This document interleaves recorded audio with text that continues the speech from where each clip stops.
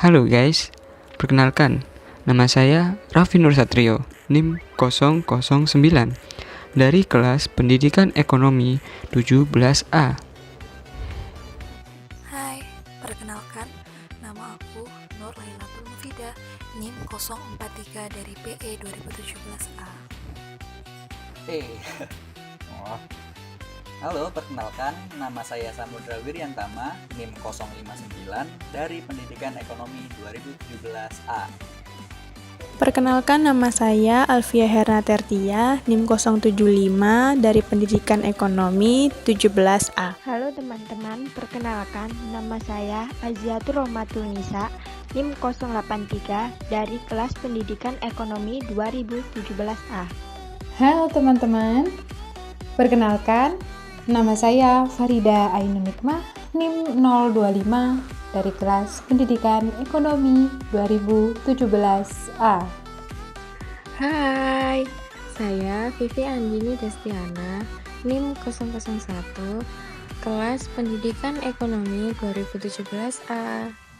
Halo teman-teman, perkenalkan nama saya Ika Wahyunita, NIM 017 dari Pendidikan Ekonomi 17A.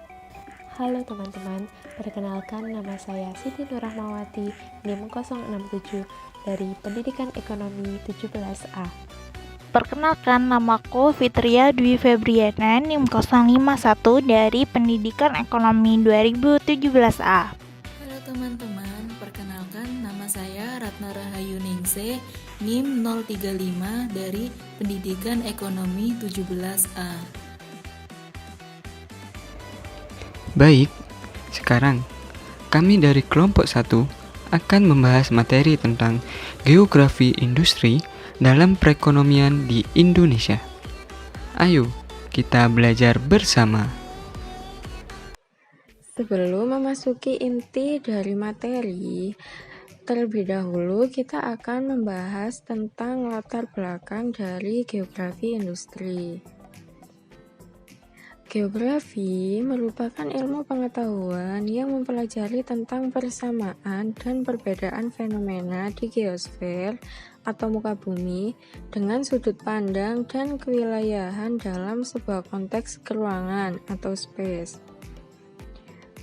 Ilmu geografi sendiri terdapat beberapa cabang ilmu, yang salah satunya adalah geografi manusia.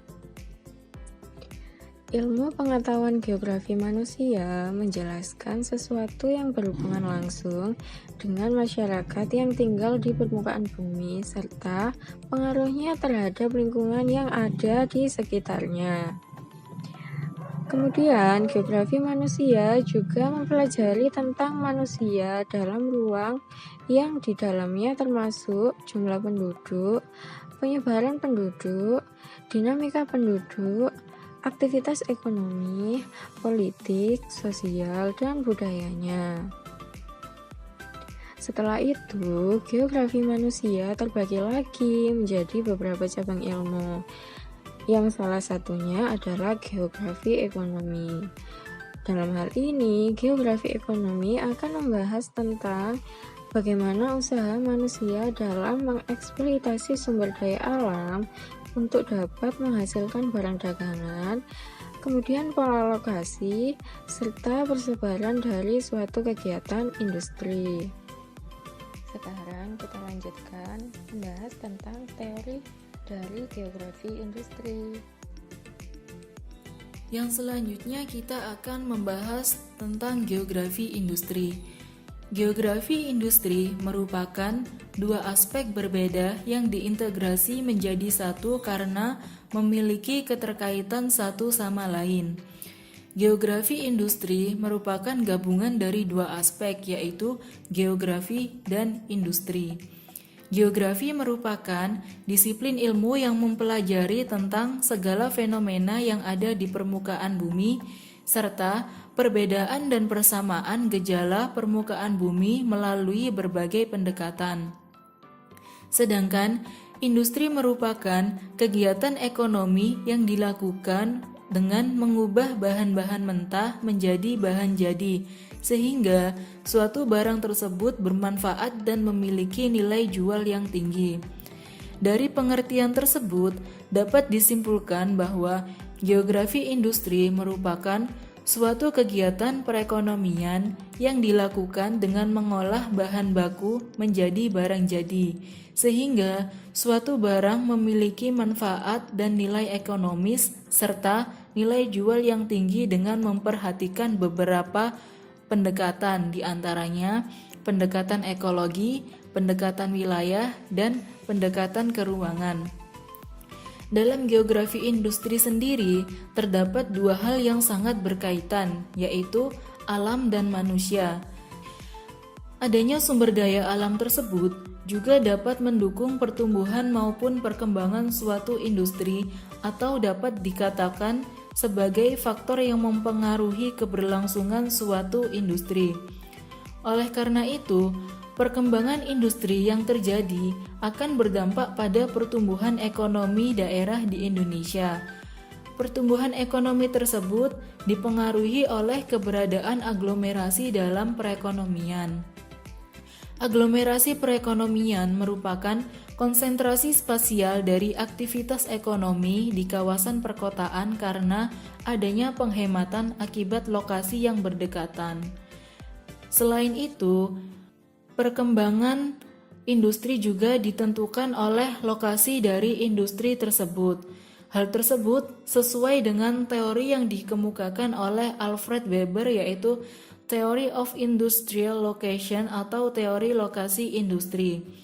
Jadi, berdasarkan teori tersebut, penentuan lokasi industri ditempatkan di tempat-tempat yang resiko biaya atau biayanya paling murah, yaitu tempat di mana biaya transportasi atau tenaga kerja di mana penjumlahan keduanya minimum, tempat di mana total biaya transportasi dan tenaga kerja yang minimum yang cenderung identik dengan tingkat keuntungan yang maksimum. Jadi, lokasi industri yang memiliki biaya transportasi dan biaya tenaga kerja yang murah akan cenderung meningkatkan keuntungan dari industri yang bersangkutan karena biaya produksi yang lebih murah. Selanjutnya kita akan membahas tentang hubungan antara geografi dan ekonomika. Hubungan ekonomi dan geografi.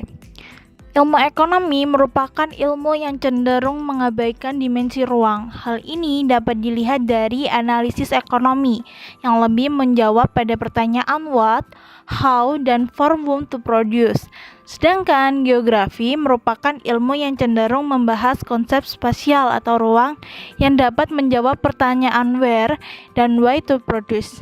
Dengan demikian, hubungan geografi dan ekonomi ini sering disebut dengan geografi ekonomi, yakni studi tentang variasi daerah pada permukaan bumi dalam hubungannya dengan aktivitas manusia, seperti produksi, distribusi, konsumsi, dan organisasi spasial dari kegiatan ekonomi. Dapat dikatakan juga bahwa geografi ekonomi ini merupakan ilmu yang pelajari hubungan timbal balik antar manusia dan lingkungan dalam rangka pemenuhan kebutuhan hidup dalam mencapai kesejahteraan. Hubungan timbal balik ini dapat kita lihat misalnya seorang petani yang merawat lahannya untuk ditanami sayuran yang dapat dijual ke pengepul saat sudah panen. Dengan adanya hubungan geografi dan ekonomi, hal ini dapat meningkatkan kesejahteraan masyarakat petani itu tadi. Dengan meningkatkan pendapatan masyarakat melalui unsur geografi yaitu alam dan unsur ekonomi yaitu kegiatan ekonomi. Oke, mari kita lanjut ke materi selanjutnya. Selanjutnya ada studi kasus hubungan geografi dan ekonomika dengan judul Kawasan Industri Modern dibangun di Banteng. Kawasan Industri Banteng atau KIBA bakal menjadi pusat industri modern di Banteng. Bupati Banteng Ilham Azikin mengatakan kawasan industri Makassar atau KIMA bakal ambil andil dalam pembangunan itu.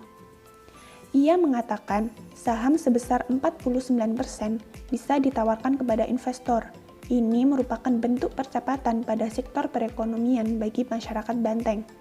Selain itu, Ilham mengatakan sangat optimis para investor akan datang ke Banteng, sebab ada kepastian baik dari pemerintah Kabupaten Banteng maupun pemerintah Provinsi Sulawesi Selatan. Banteng menjadi alasan strategis untuk pembangunan pusat industri modern karena sudah memiliki izin kepres dan izin industri. Pengembangan pusat industri modern di Banteng juga didukung dengan seluruh fasilitas buat wilayah yang sangat strategis untuk pengembangan industri modern.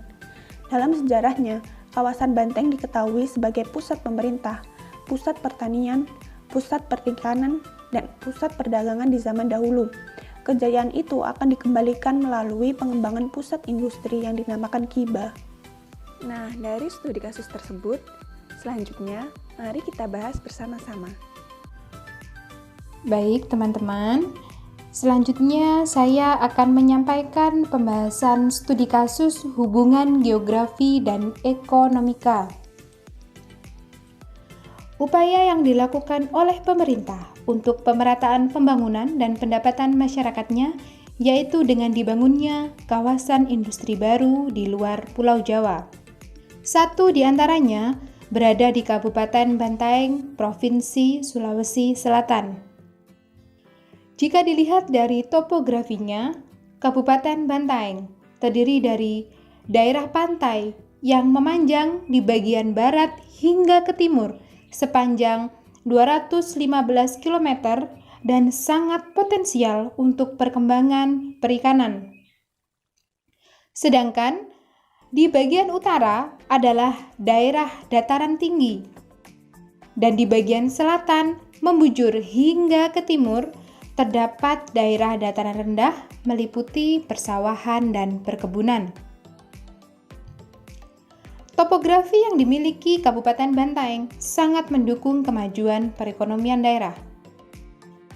Berkaitan dengan geografi ekonomi, pembangunan Kiba telah melalui penelitian struktur keruangan aktivitas ekonomi.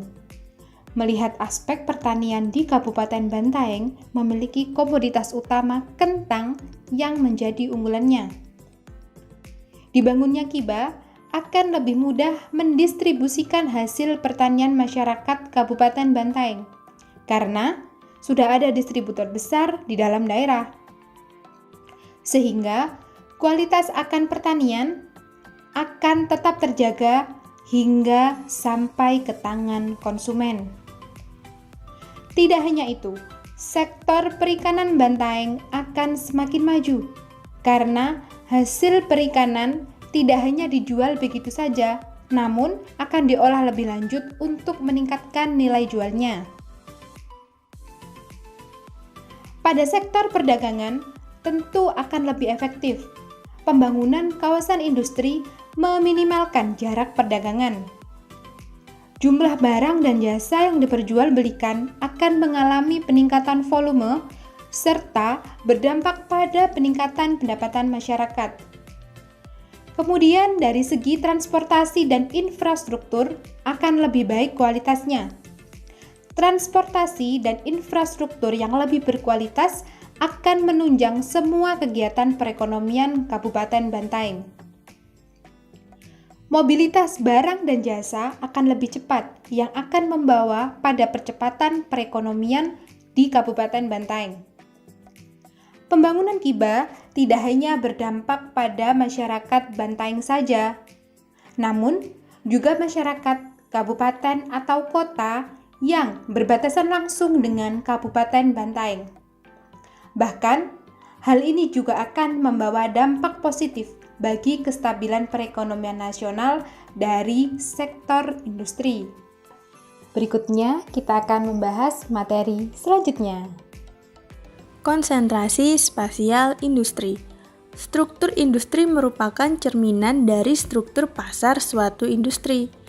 Dalam studi empiris mengenai struktur industri, digunakan pengukuran konsentrasi untuk mengukur intensitas dari persaingan dalam industri.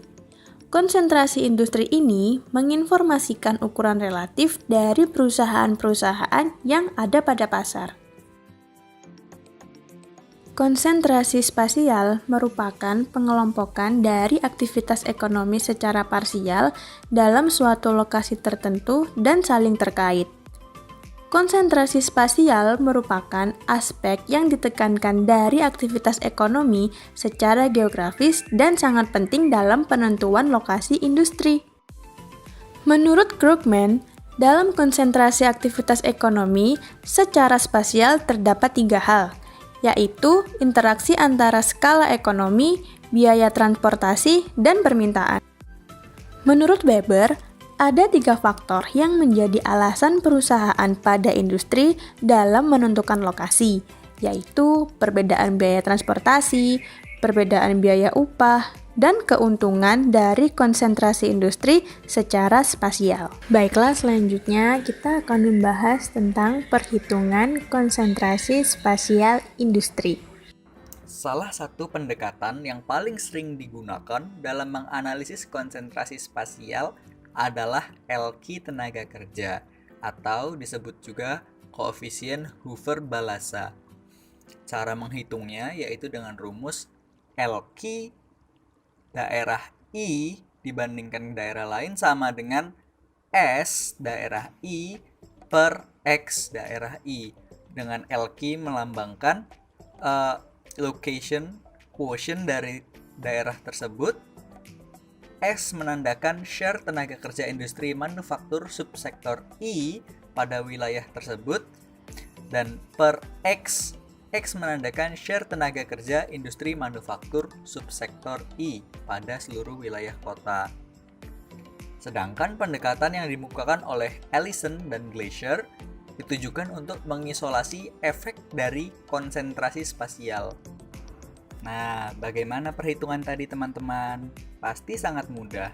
Setelah ini, kalian bisa menghitung location quotient sendiri.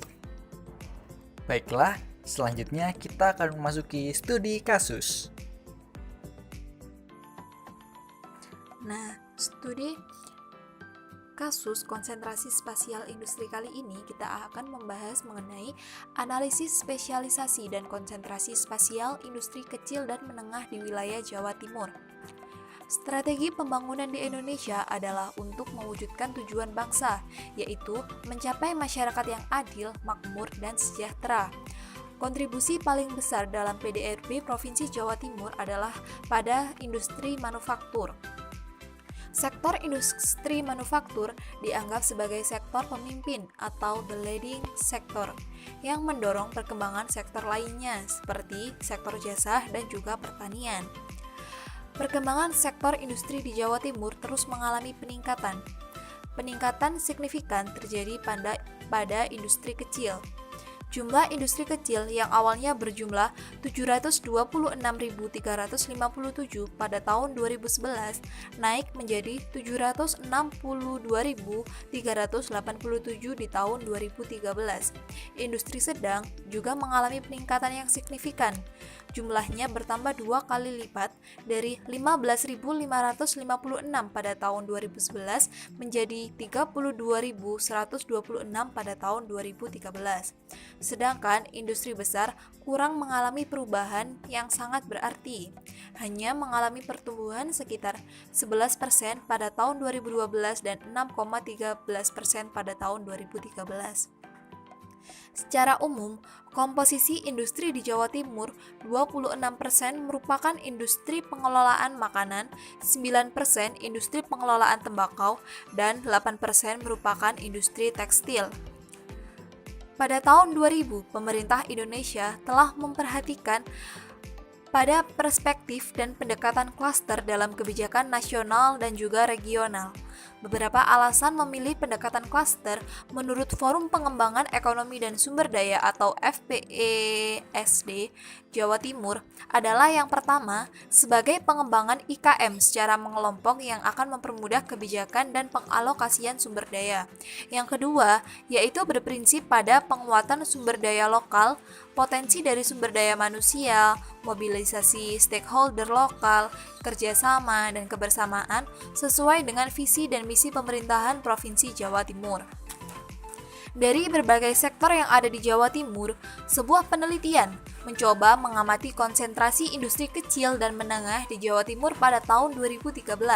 Selain itu, juga akan mengamati faktor-faktor apa saja yang kira-kira mempengaruhi konsentrasi spasial industri kecil dan menengah di Jawa Timur. Untuk mengukur konsentrasi spasial industri kecil dan menengah di Jawa Timur menggunakan analisis konsentrasi rasio atau CR4 dan analisis LQ Location Quotient, yang mana menghasilkan data bahwa konsentrasi spasial industri kecil dan menengah di Jawa Timur berada di kota Surabaya dengan nilai konsentrasi rasio sebesar 17,36%, Kabupaten Sidoarjo 10,69%, Kabupaten Gresik sebesar 7,19%, Malang 4,84%, dan Pamekasan 0,07%, Pacitan 0,06%, dan yang terakhir adalah Kabupaten Sampang sebesar 0,03%. Spesialisasi industri kecil dan menengah Jawa Timur menurut kode ISIC 2 digit adalah industri kayu dan sejenisnya 3,3, industri makanan, minuman, serta tembakau 3,1, dan industri tekstil, pakaian jadi dan juga kulit 3,2. Jadi, dalam studi kasus kali ini membahas mengenai analisis konsentrasi spasial industri kecil dan menengah yang ada di Jawa Timur.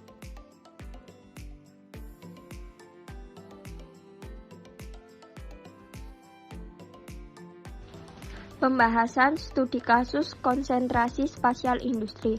Kota Surabaya, Kabupaten Sidoarjo, dan Kabupaten Gresik memiliki nilai konsentrasi industri yang sangat tinggi.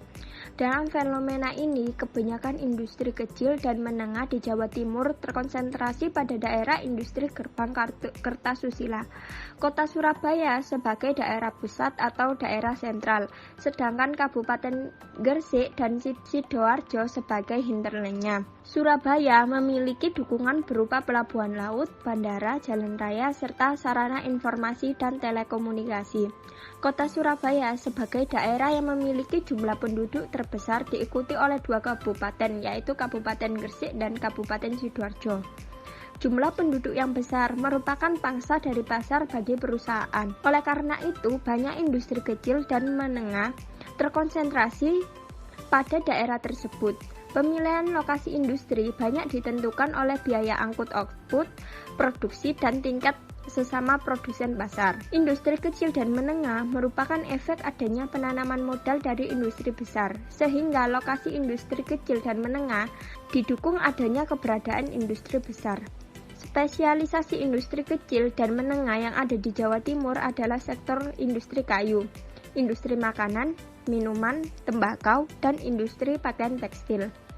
Industri kayu dan sejenisnya menjadi sektor unggulan di Jawa Timur dengan dukungan 13 kabupaten dan kota yang memiliki kompetensi inti.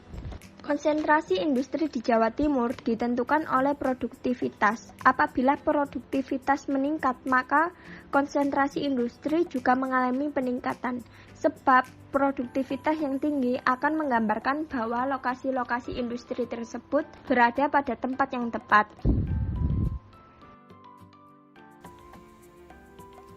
Nah, setelah kita mendengarkan dan perhatikan penjelasan dari teman-teman kita tentang materi geografi industri dalam perekonomian di Indonesia, maka dapat disimpulkan bahwa geografi industri merupakan suatu kegiatan perekonomian yang dilakukan dengan mengolah bahan baku menjadi barang jadi, sehingga suatu barang memiliki manfaat dan nilai ekonomis, serta nilai jual yang tinggi, dengan memperhatikan pendekatan ekologi, pendekatan wilayah, dan pendekatan keruangan.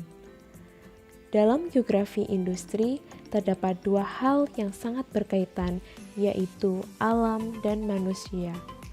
Alam sebagai penyedia bahan baku dan manusia sebagai pengolah bahan baku, dengan mengandalkan perkembangan teknologi yang ada.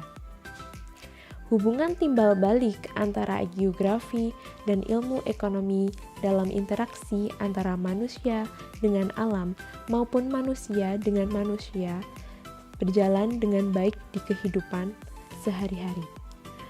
Hubungan timbal balik yang berjalan dengan baik ini dapat meningkatkan kesejahteraan masyarakat dengan peningkatan pendapatan melalui unsur alam dan manusia.